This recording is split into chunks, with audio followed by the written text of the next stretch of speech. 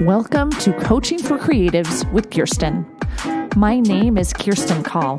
I'm a therapist-trained life coach and a children's book author. Together, we'll get the drama out of our lives and onto the page. Let's get started. You are listening to episode 109. Who do you want to be right now? When I was 14 and in ninth grade, I remember thinking about my life and understanding it wasn't what I wanted it to be. I was so shy.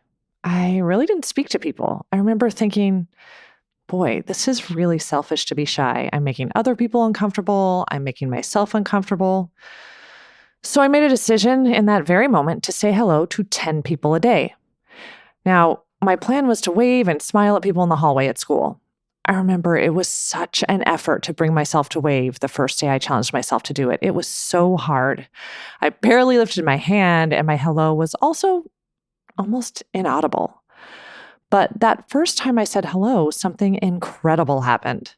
The person I greeted me back. So I kept at it, and every hello was a little easier than the last one. My hand was a little less tentative, my voice was a little more sure, my smile a little wider. And after a few days of greeting 10 people a day, people started coming up to me and starting conversations and talking to me. I found out that although I felt awkward, I could respond to them.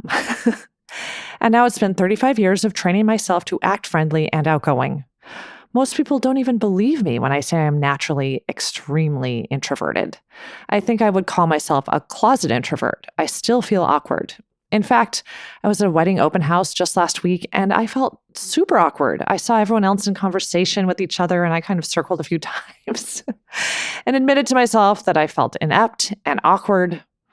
And then I found my husband and son in a corner chatting with each other, and I knew it was probably time for us to go home. We had exhausted our sociability.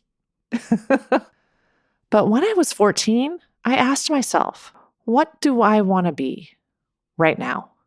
Do I want to be someone who is uncomfortable and makes other people feel just as uncomfortable? And the answer was no. So I came up with a plan that worked for my 14-year-old brain, and it's worked ever since. So let's talk about who you want to be right now. I like the idea of defying logic and tapping into your wildest dreams. So imagine that your wildest dreams have come true and you are living them right now in this very moment. Close your eyes, unless you're driving right now, of course, and imagine all of it. The sights, the smells, the tastes, feelings, thoughts, the sounds of achieving your wildest dreams. Perhaps press pause and really visualize what this looks like. And then keep this in mind as you answer these questions. Number 1, again, remember your wildest dreams have already come true. What are you feeling when you wake up in the morning? Imagine yourself waking up and feeling whatever it is you feel when your wildest dreams have already come true. Do you feel energized, content, excited for the day, motivated, calm, peaceful, steady? Number 2, what thoughts do you have as you wake up for the day? Again, your wildest dreams have come true, so perhaps you're thinking things like, I'm exactly where I'm supposed to be on my journey. I know exactly how to deal with all the situations that face me in my life. I'm an exceptional human being.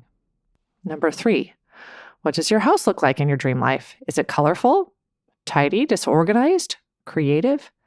Take a moment to really soak in the environment of your home.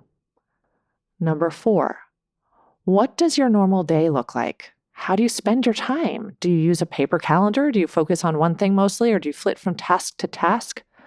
What do you choose to do when your dreams have come true? Number 5, what are you wearing? Perhaps your wildest dreams land you on a house at the beach. Take all of this into account as you see yourself totally successful and wearing whatever you wear when your dreams have come true. And if you're on the beach, maybe you're wearing linen or a sundress or a swimming suit. Number 6, what do you eat? Do you feast on salads? Or do you eat a bunch of desserts? When you're living the dream, how do you really live it? Number 7, what are your relationships like? Imagine how you interact with your partner, your children, your colleagues, your friends, strangers, and neighbors. What do you feel when you're interacting with people when your dreams have come true? And what do they feel? Is there a true connection there? Are you feeling love? Number 8, when do you feel most energized? I love this question. What makes you feel energized? Number 9, what fills your heart with joy? Another really good question to ponder.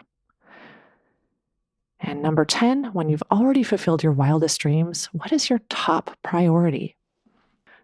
Now that you've had time to really immerse yourself in who you want to be right now in this moment, know that these thoughts and feelings you just had are available to you now, even if you haven't achieved those dreams yet in reality. Your brain does not differentiate between your imagination and reality. So your brain has decided that you have already achieved these things. So when we live our lives according to our dreams, those dreams are more likely to come true.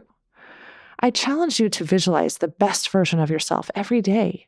And then as you go throughout your day, ask yourself, who do I want to be right now in this moment? When you're frustrated, ask yourself, who do I want to be right now in this very moment? We can get mired in the past or the future because our brains love doing that. But our lives are lived in the here and now. And if you live your life as if you are exactly who you want to be right now already, regardless of the past or in spite of future worries, you'll find that this practice will lead to the very dreams you always wished for. I'm living proof of that. I've been living the dream of my 14-year-old self for decades. Until next time, keep smiling.